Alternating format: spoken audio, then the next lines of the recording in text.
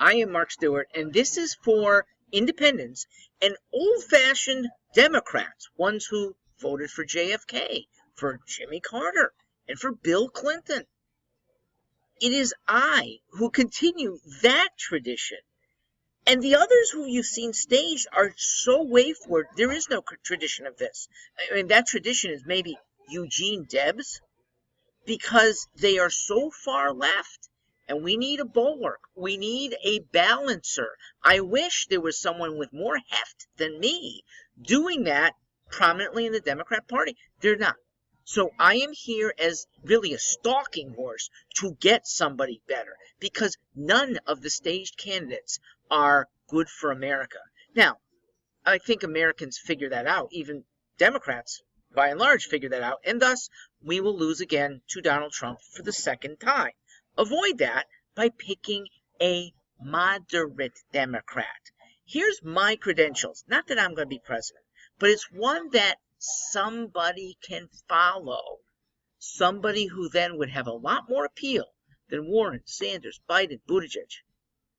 Number one, I would reduce non-defense spending by 30% in each of the next 3 years. Now, that's a big hit.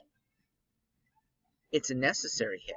I'm the one who would write our budget so that we don't have deficits anymore. And what do you do with the savings? People can charitably help all the funding that the federal government need not do. I would, number two, rip out every federal regulation that has not been voted on by Congress. That is a colossal size, and it is an example, a huge example, of power that we've lost to bureaucrats, okay? Presidents don't know what's going on. Congress itself doesn't care to read these regulations. They empower, and then when they're kind of wayward, judges protect those regulations with a doctrine of, well, we're not going to question if it was not just nefariously created. Number three, I would reduce income taxes. I would reduce them on all citizens who pay charity the first year, meaning add to your charitable donations significantly. With the tax cut you get, then you get another cut in year 2. Do more charity, you get a tax cut in year 3, and that takes you down to 0. I would go 34%, 30. Number 3, I would reduce income taxes to 0. Slowly. You can't do it right away, but I'd say 3 and out. I would give a 30% tax cut across the board in year 1. Those who significantly contribute to a new charity, they get a tax cut, even bigger one, in year 2, 34%. Those who, again, significantly contribute to charity, at least half of that money goes to a new charity in year 2, they get a 36% tax cut. They are down to 0. Meanwhile, charities get funded directly by people who want to support certain things and not other things. It becomes a cornucopia of charitable things. That's the best kind of welfare. Number 4, I would slow immigration to a trickle until we figure out who we really want here and who we don't, and how we are going to enforce it. Right now, it is a joke. Okay? We look bad, we feel bad, we can't enforce what we've set up. There are enough laws to they're conflicting laws. Figure it out. Then I would open the floodgates within laws that we set up. Number 5, I would veto any spending bill that is tainted by pork. Okay? That is not a line item veto. That is a wholesale veto. You get one bad thing, sorry, this president ain't signing. You better override with 2/3 or your legislation is done. Get me good legislation, probably one at a time good, so I can approve every single one that's good, one at a time. Number 6, I would immediately defund all benefits that sanctuary cities receive. They are flouting federal law, and they're endangering people. Because if there were coronavirus, if there are inherently dangerous people who enter your city, I'm not saying that there are, but you can't be a gateway to the rest of the country that doesn't want them around. So not only is it a defunding, it is that you're going to get a quarantine around you. We're going to have to search people who, for example, want to leave San Francisco, okay? Because you, a city that is flaunting our laws, are endangering everybody else outside of San Francisco.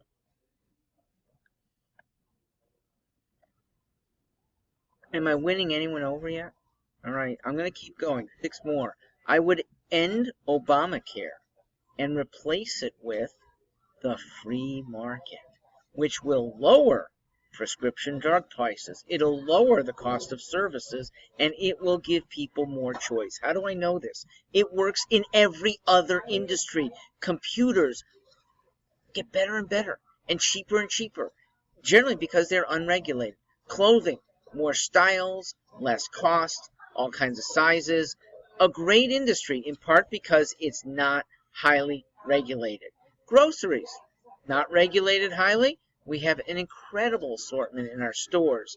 Cheaply, fresh, huge varieties. Unimagined, actually, 30 years ago, how many different things you could buy to put in your mouth. Number 8, appoint free market defenders to the NLRB, the FCC, HUD, all executive departments. Free markets so that their first instinct is don't regulate. So that they first say more liberty, less restriction. Number 9, allow veterans choice in their hospital care. Right now, it's the VA or no way. Some exceptions if there's no VA within 50 miles of a vet. It should be within 1 mile of a vet. If you want to go somewhere else, we're giving you the benefit as part of your service pension. You should be able to use it anywhere. Number 10, establish English as our official language. Print no government documents in other languages after, say, 3 years.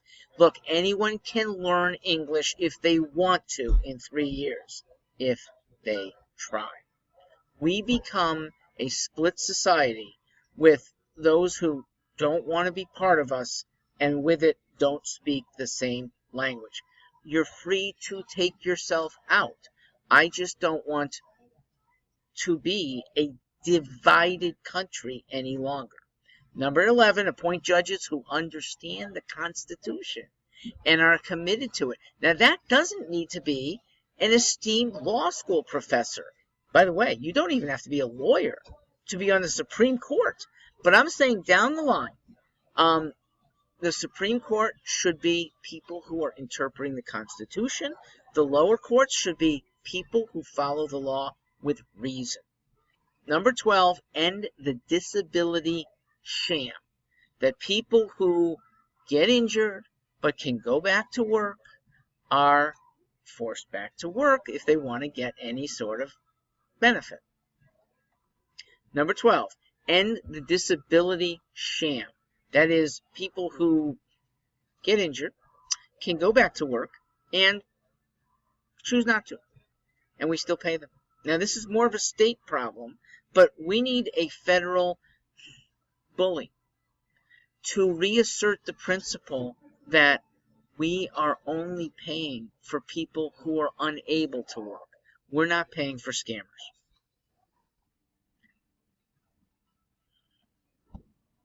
All right, so number 13, stop funding Planned Parenthood. Defund any clinic that is snuffing out life after 3 months. Number 14, reduce federal involvement in education. Education should be done locally, parents should have more choice, and reduce the federal student loan program because it is taking advantage of kids that should be done privately. Number 15, allow younger Americans to opt out of the Social Security. I'm going to call it a scam. because we now know that it can never pay for itself. So all the dollars that people 30 and under are paying in now, it's a lie to them to say that they're going to get it back. They're supporting an older generation, which was never the intent of Social Security. Number 16, deport every person who has been. Number 16, deport people who are not. Number 16, restitution for crim. Number 16, insist on restitution criminals.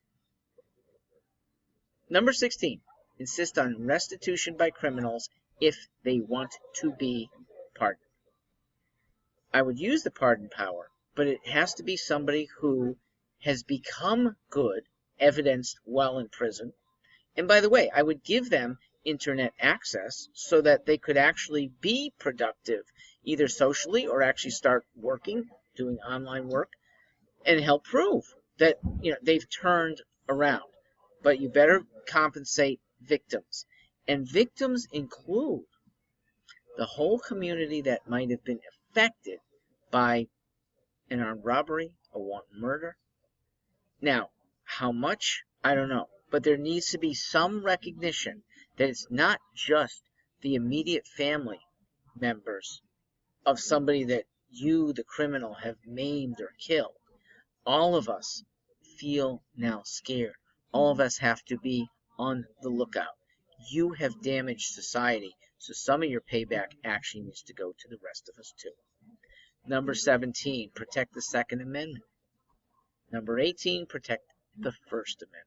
And that is by ensuring free speech wherever it is political speech. That was the intent of the framers, and we right now have progressives trying to roll that back. They're doing it successfully on college campuses. They'd like to do that in our Hollywood films. They would like to do that in our televised broadcasts and even in print. The First Amendment is first for a reason. Without freedom of speech, we can't keep a dialogue that might end up saving us. All right. So these sound pretty conservative. Why am I a Democrat? Because the Democrats need the most help. They have taken good past principles and shucked them. They don't even go with principles anymore unless you call Marxism a principle. That is what the goal of all the socialization is by almost every Democrat in Congress. This is not just the AOC Bernie Sanders group. This is everyone who buys into that. And on the speech thing, it is Democrats who aren't standing up against Antifa and against those who actually do violent protests when conservatives are around them or speech is heard. They should be stepping up. That's what a true liberal does. And I use liberal in the word of traditional liberal, where speech should not be considered harmful. Speech is the sometimes conflict of ideas that leads to better ideas. Okay? There I'm in agreement with Marx. A rarity. But there's a dialectic. And if you shut down one side, you can't possibly get a society that makes things better. I consider myself a conservatarian. I'm a former Republican. I became a Democrat in the late 1990s to punish the rhinos who went against their own contract with America. The contract with America was a very good thing. It was the last instance of Congress actually following through on significant promises. So they deserve to have me go away and many others. I am potentially the best conservative, better than Trump, in my own right. But I'm also trying to be a converter to conservatism. Trump doesn't do that. I try to show progressive voters why conservative governance leads to everything you want. The goals of tolerance, the goals of uplifting the poor, the goals of educating better, the goals of a fairer distribution of wealth are done with less government, not more. So, a vote here for Mark Stewart Greenstein. On some state ballots, it's just Mark Stewart. It is to finally end Obamacare. It's to bring drug prices down. It's to let vets choose any hospital that they want. It's to end the deficits that bankrupt our kids. Please tell your Democrat friends, tell your independent friends that there is a normal Democrat on the ballot who would give ballast and balance to the waywardness that we see among those leftists who are really wasting our time, because if one of them is nominated, we're going down once again. We will have the ignominy of being the party that loses twice to Donald Trump.